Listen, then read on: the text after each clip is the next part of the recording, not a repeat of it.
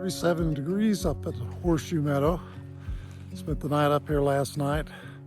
Actually ended up with a little ice inside of our water bottle. You can see back there we brought a store-bought bottle.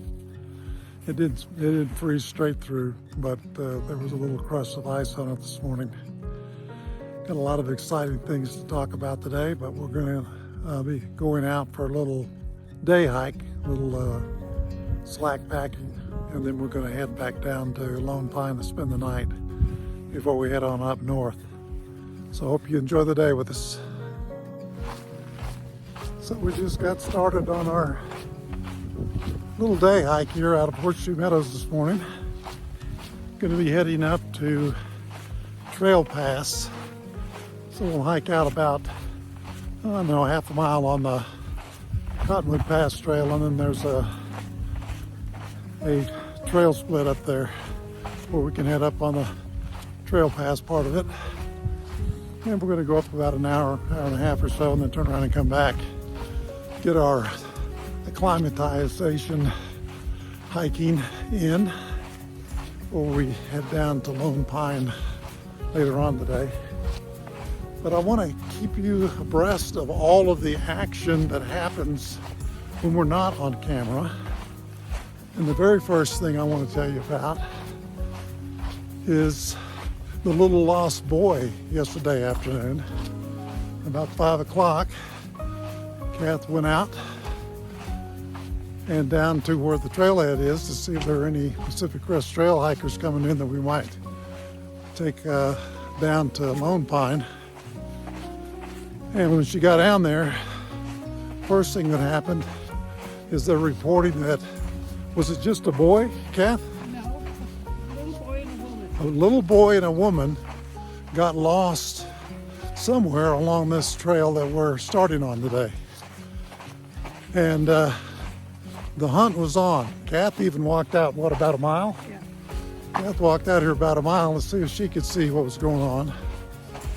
We gleaned later on that the little lost boy was found by one of the Pacific Crest Trail hikers, and more about that group in just a minute. We're going to talk about the lost boy right now. So the kid and I guess the lady who was with were found, quote unquote, and escorted into the trailhead by the hikers coming in off the PCT. So they got him taken care of.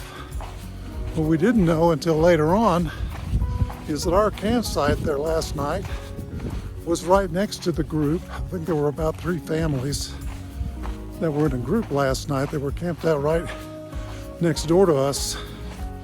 And about 10 or 30 or so, the mom of the little lost boy showed up.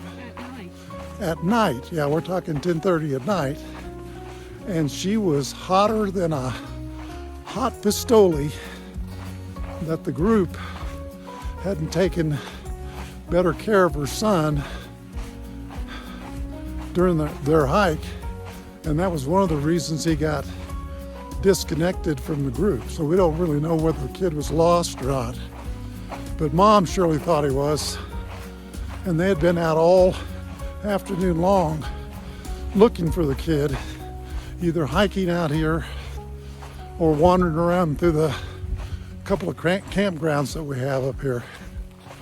So the kid was okay, but mom was not, and she pretty much let the group know. I'm not going to go into the details, that she was not happy with the way that things transpired and how her son got separated from the group and so on and so forth. So that's story number 1.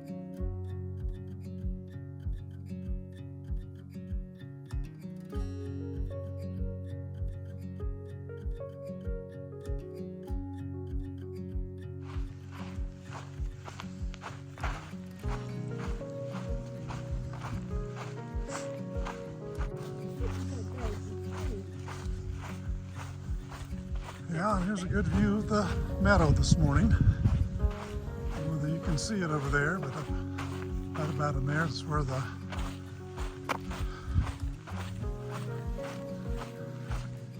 trail pass trail goes.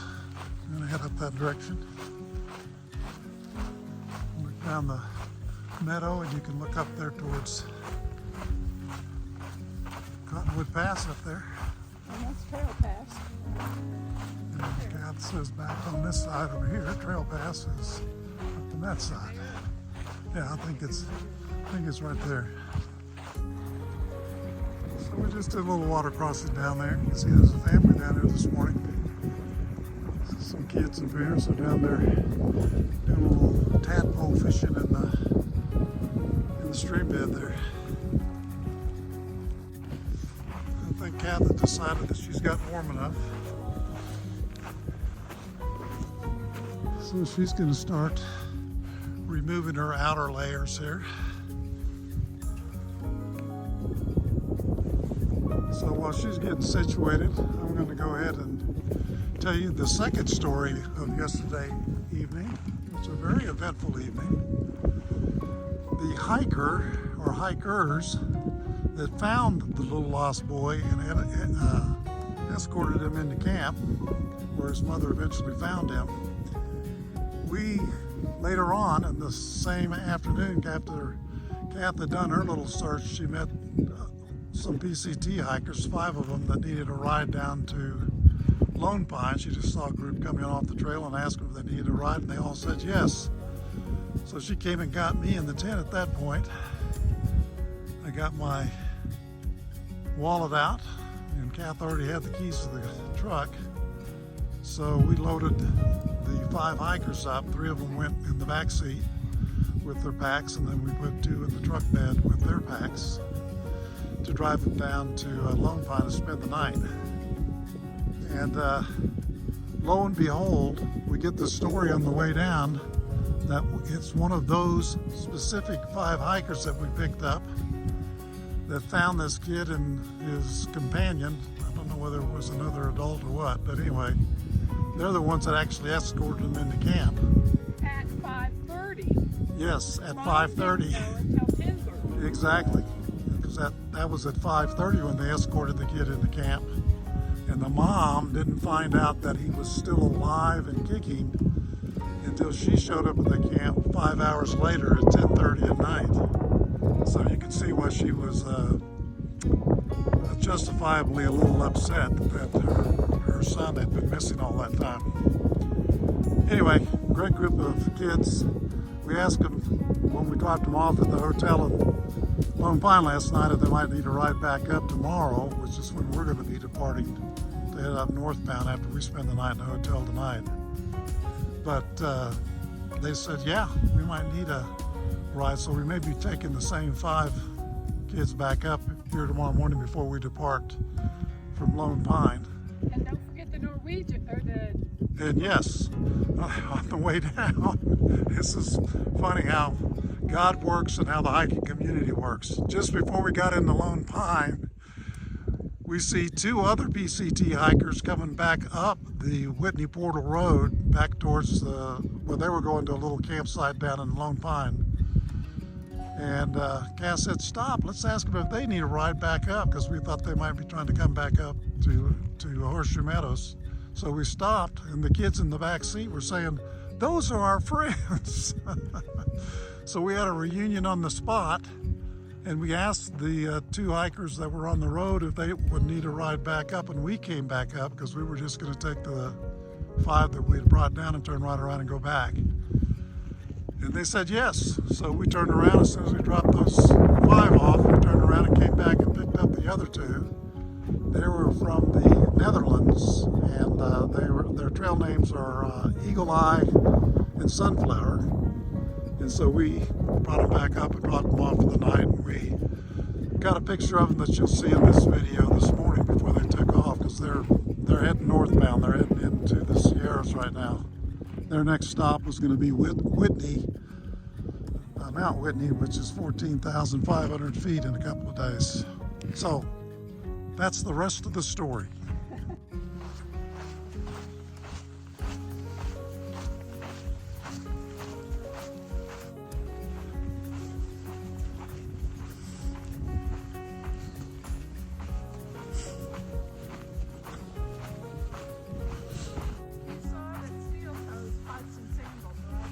No, I didn't. That's why they call it Horseshoe Meadows. Wow.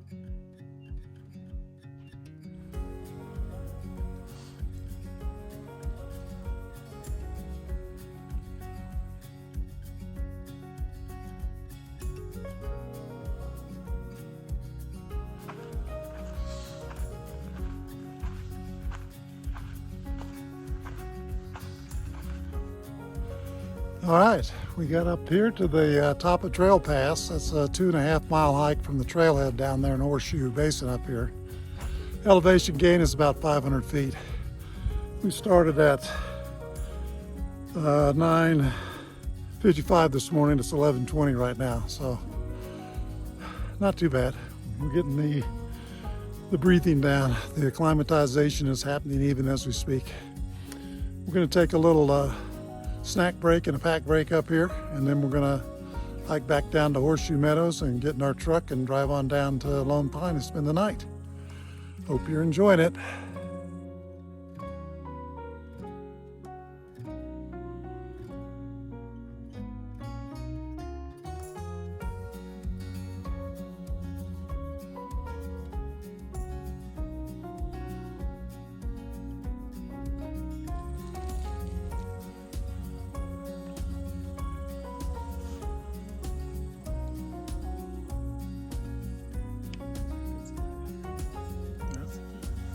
Busy.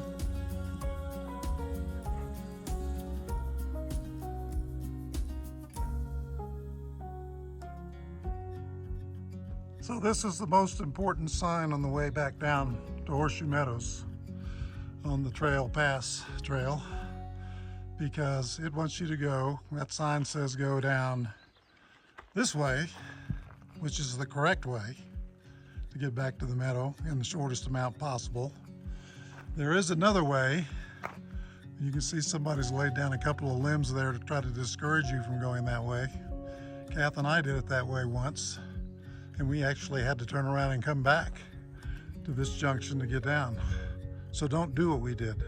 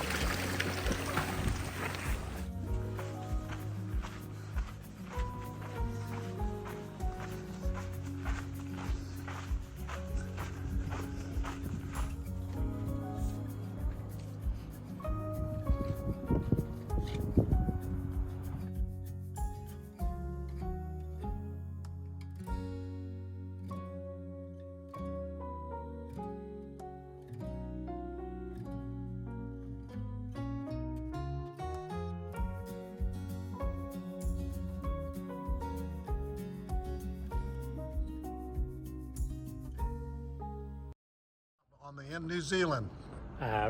Bobcat from Wellington, New Zealand. Water Girl from Nashville. Green Bean, La Crosse, Wisconsin. Splash from Oregon. Steel Toe from Utah.